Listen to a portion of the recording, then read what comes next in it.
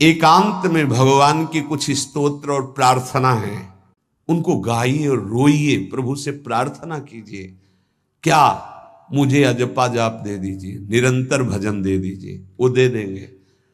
हमने संतों से सुना है कि भगवान भजन मांगने की बात को बड़ी जल्दी पूरी करते हैं कि मुझे अखंड भजन दे दीजिए, हृदय से जब चाहोगे तब। वो अंतर्यामी है, वो आपके अंदर बैठे देख रहे हैं। भगवान मुझे भजन दे दिए, आपके चल रहा विविध भोगों की, तो पहले उन भोगों को नष्ट करेंगे या पूर्ण कराएंगे, तब आखिरी बातें आएगी। जब विभीषण जी श्री भगवान के सन्मुख गए तो भगवान ने सबसे पहली बात पूर्ण की, जो लंका में चलते समय भाव आया था कि भगवान के चरणों का आश्रय लेकर उनके बाहुबल से इस रावण का विनाश करके जिस सिंहासन पर बैठकर इसने लात मारी, यहीं बैठूंगा आके। पहला काम किया, समुद्र का जल मंगाकर लंकाधिपति पद पर अभिषिक्त कर दिया। और लंकेश कह के उन्होंने कहा कि प्रभु उर्कछु प्रथम वासना रही, प्रभुपद प्रीति सरित सो वही। प्रभु आपके चरणों के दर्शन से कोई कामना नहीं। तो भगवान कहते नहीं, पहले कामना की थी उसकी पूर्ति ले। हम भगवान से भजन मांगेंगे, साथ में नाना प्रकार की वासनाएं हैं, तो इसीलिए जब बहुकाल करी सत्संगा, सत्संग सुनते सुनते ये दिमाग में बैठ जाता है कि भोग वासनाएं कामनाएं ये हमें फंसाने वाली हैं, हमें नहीं चाहिए। जब आपके अंदर से उदासीनता आएगी तब भजन की मांग पूरी हो जाएगी। कभी कभी भगवान का गुणानुवाद करके एकांत में रोया करे साधक। कभी रोना आता है अपने इंद्रिय और मन के विलास की पूर्ति ना होने पर। इतने मोटे मोटे आंसू गिरते, तब लगता है कितने कीमती आंसू कितने घटिया जगह में गिरा रहे हो। अरे इन्हीं से प्रभु को खरीद लेते हैं। अगर उनके लिए रो देते तो इतने करुणामय है वो कि आपको आभास होने लगता। भले हम अंतःकरण उस कोटि की व्याकुलता नहीं कि मेरे प्रभु हम पर कितनी कृपा कर रहे हो, अगर हृदय से उनको पुकारे तो निश्चित वो अनुभव में आ जाते हैं। छोटी छोटी बातों में लोग रो देते हैं, ऐसे रो देते हैं, मोटे मोटे आंसू चल रहे बात में ऐसे, और प्रभु की चर्चा हो जाए घंटों, कोई फर्क नहीं पड़ेगा। ये तो आश्चर्य लगता है। और भक्तों को चाहे जितना भीषण कष्ट हो, कभी आंसू नहीं निकल सकते। जब आंसू निकलेंगे तो भगवत भाव में निकलेंगे। कह रहे नारायण स्वामी कि अजपा जाप के लिए भगवान से प्रार्थना करो। कभी कभी एकांत में उनके स्तोत्र हैं, गुण हैं, उनको गा गा कर रो, उनसे प्रार्थना करो, हे दीन बंधु मुझे अपना अखंड भजन दे दो। जो चाहिए सब प्राप्त हो जाएगा। भजन से क्या नहीं प्राप्त हो सकता। एकांत में बैठकर रोने से, ऐसे प्रतिदिन जब आप नियम बना करके प्रभु से प्रार्थना करेंगे। मीराबाई जी ऐसा ही करती थी, रात्रि में गिरधर से बात करती थी, प्रार्थना करती थी। नारायण स्वामी जी कह रहे हैं उपासक ये बिल्कुल ध्यान रखे, यदि नाम सिद्ध करना है तो झूठ बोलना शपथ पूर्वक त्याग दे। झूठ नहीं बोलूंगा, सत्य बोलना इस अजपा जाप के लिए निहायत जरूरी है, निहायत जरूरी है। प्रार्थना है, काहे को मलिन करे जिह्वा। जब हम भगवत मार्ग में चल रहे तो ये याद भूल जाती है हमें कि हमें सत्य ही भाषण करना है, असत्य नहीं बोलना। ये हमें भूल जाते हैं। क्यों भूल जाते हैं? क्योंकि माया का ऐसा प्रभाव। अगर हम भजन के प्रेमी हैं, भजन बढ़ाना चाहते हैं, तो हम झूठ क्यों बोले? सारे जगत में जो भी तुम्हारे सामने आवे, दृष्टि से उसको जरूर देखकर एक बार प्रणाम करो। मेरे प्रभु इस जीव जंतु के रूप में, जड़ के रूप में, चैतन्य के रूप में। इससे तुम्हारे हृदय में पवित्रता बढ़ेगी, अजपा जाप चलने में सहायक होगा। सत्य बोलना, भगवान से एकांत में रोकर प्रार्थना करना, सबके प्रति भगवत भाव रखकर प्रणाम करना, जिससे तुम्हारा कहीं दोष दर्शन नहीं होगा। किसी के मन को दुखाने वाली कभी बात न कहे, किसी को दुर्वचन न कहे, किसी का वैर भाव अपने हृदय में स्वीकार न करे। ये साधन मैंने स्वयं किया है नारायण की कृपा से। इस दास को वेदांत का भी पूरा ज्ञान है और भक्ति मार्ग का भी। दोनों का आखिरी भाव समदर्शिता है। चाहे भक्ति से चाहे ज्ञान से, सब में ब्रह्म देखना, सब में वासुदेव देखना, सब में इष्ट देखना। भक्ति विषय में भजन और ज्ञान विषय में नारायण, ये दोनों बात भक्त में होनी चाहिए। भक्ति का प्रथम और अंतिम विश्राम भजन, हर समय भजन चलना, और आंतरिक ज्ञान का विषय सब में हमारे इष्ट देव, ये दो बातें जरूर होनी चाहिए परिपक्व भजनानंदी होने के लिए। अगर भगवान की प्राप्ति करनी है तो ये दो बातें बड़ी जोर की है, भजन निरंतर और जिसके भी सानिध्य में आए उसमें भगवत भाव करना। मेरे नारायण ने मुझसे कहा, वो फरमाया कि उनके पीछे पीछे मैं चलता हूं जो मेरे ऐसे भजन करने वाले भक्त होते हैं। और श्री कृष्णचंद्र जी ने दयालुता में भागवत में कहा, अनुब्रजाम में हम नित्यम पुयत्यंगुरेण भी। मुझे बहुत रोना आता है बात सुनकर के कि दास की चरण रज के लिए स्वामी पीछे पीछे डोलता है। किस भक्त के पीछे? जो दो बातें यहां कही, जो निरंतर नाम जप करता है और सब में भगवत भाव रखता है, तो भगवान नारायण ने नारायण स्वामी से कहा कि मैं उसके पीछे पीछे डोलता हूं कि उसकी चरण रज मेरे ऊपर पड़ जाए। और भगवान श्री कृष्णचंद्र जी ने कहा, निरपेक्षम मुनिम शांतम निर्वैरम सम दर्शनम। निरपेक्ष जो किसी की अपेक्षा नहीं रखते, किसी से कोई संबंध नहीं स्वार्थ का। मुनिम जो निरंतर मंत्र का नाम का मनन करते रहते हैं। शांतम हर द्वंद्व की प्रहार स्थिति में वो शांत रहते, विचलित नहीं होते। निर्वैरम कोई उनसे वैर करे तो भी वो उससे वैर नहीं करते। और समदर्शी सब में अपने इष्ट को देखते। ऐसे संतों के पीछे में भगवान कहते उनकी चरण रज लेने के लिए हर समय पीछे पीछे रहता हूं।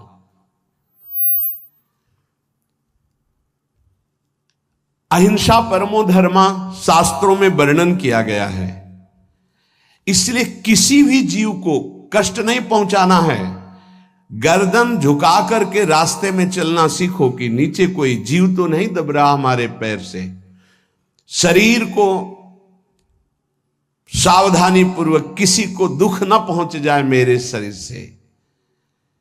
वाणी को संभाल कर, किसी के हृदय में बाग बाण ना लग जाए, वाणी का बाण ना लग जाए। बाहर का प्रहार तो सहा जाता है, लेकिन जब हृदय में शब्द चुभता है वचनों का, ये बाण खरकता रहता है। किसी भी जीव को कभी मारना नहीं, वो तुम्हें नुकसान नहीं पहुंचाएगा। गीता वाटिका में सांप निकला, फण वाला कोबरा। राधा बाबा ने कहा, देखो अभी केवल हमने देखा है, अगर और लोग देखेंगे तो आपको पीड़ा पहुंचा सकते हैं, इसलिए एक लकड़ी उठाई और कहा मैं रास्ता बना रहा हूं, आप इधर से चले जाओ। ऐसे किया, सांप उधर चला। सब में भगवान है। अगर हम भगवत भाव करते हैं तो निश्चित वहां से कोई विरोध नहीं होगा। जब हम भगवत भाव करते तो सर्वात्मा भगवान वहां विराजमान, कैसे आक्रमण करेंगे? जैसे रत्नावती जी के लिए माधव सिंह ने जंगली शेर पिंजड़े में बंधवा कर वहां लाए, और ऊपर से बालकनी से पिंजड़े का ऐसे खींच दिया गया, शेर बाहर निकला दहाड़ता हुआ। और वो पूजा में थी ठाकुर जी के। संतशाला में बहुत से संत विराजमान थे।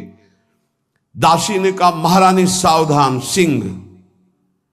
आरती करने जा रही थी, मुड़ी और कहा, नहीं सिंह नहीं, नृसिंह। हमारे भगवान नृसिंह देव पधारे। और थाल लेकर मुड़ी तो जैसे सीधी गाय ऐसे खड़े हो गए। तिलक लगाया, आरती की, प्रणाम किया। सिंह घूमा और छलांग मारी ऊपर, जो बालकनी में राजा के पार्षद उसको बंदी बना करके लाए, सांप को फाड़। और जंगल में किसी संत को, रत्नावती जी को या किसी को वहां कोई क्षति नहीं, लेकिन जो उनकी क्षति के लिए लाए थे उनके लिए वो सिंह, इनके लिए वो भगवान नरसिंह।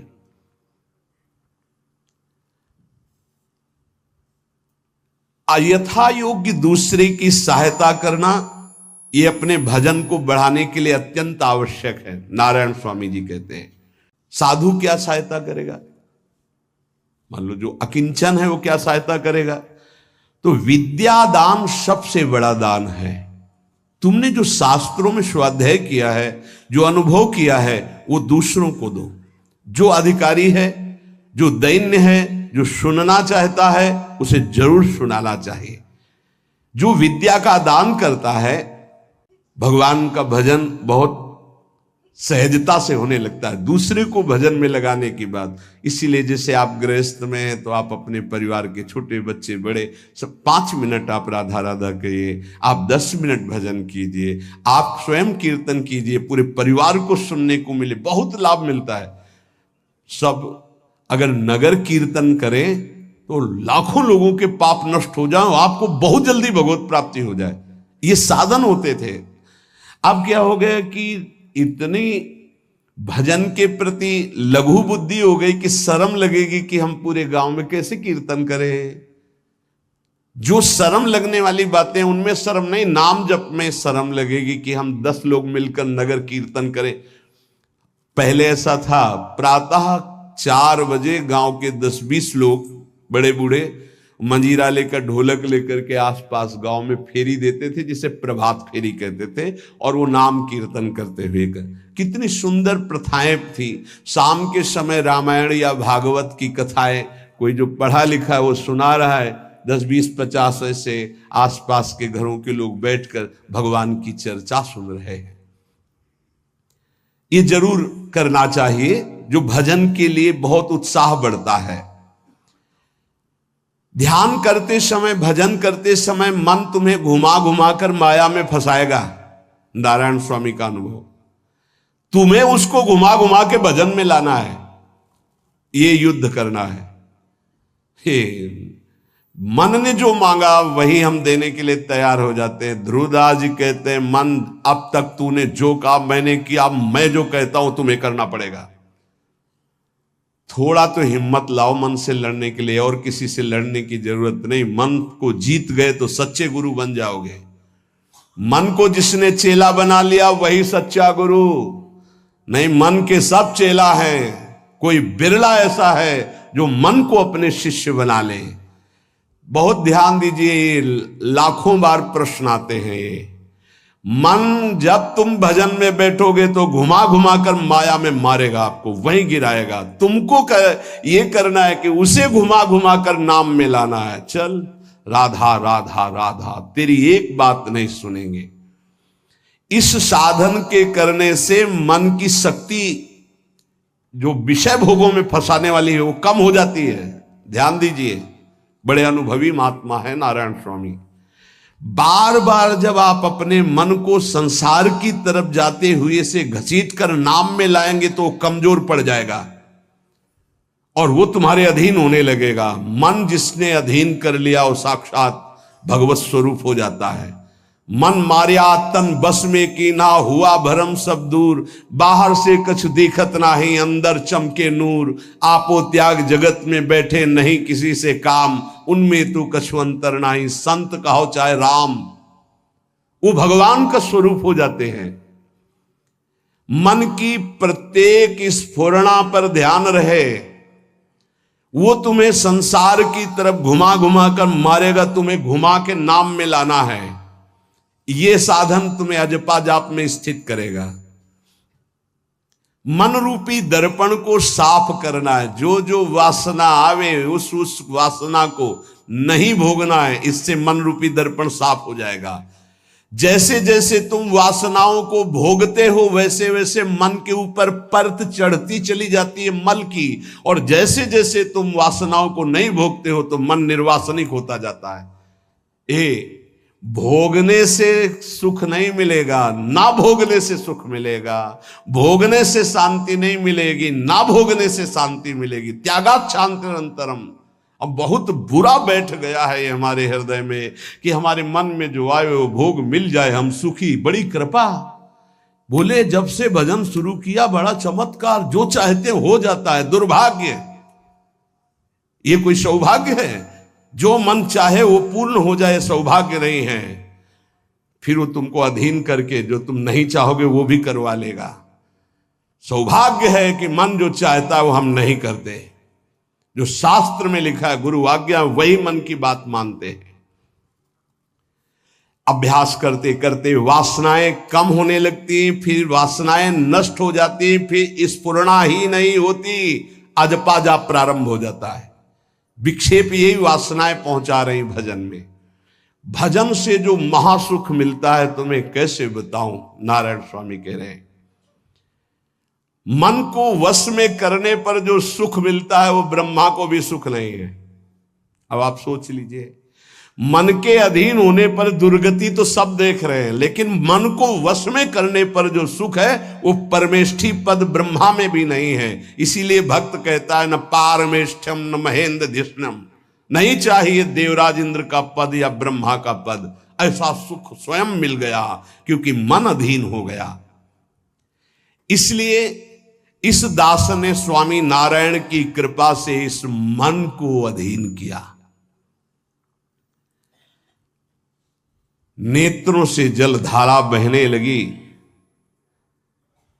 और हर समय नारायण की छवि नेत्रों में बस गई और जिह्वा ने प्रबल रूप धारण कर लिया, नारायण नारायण नारायण नारायण।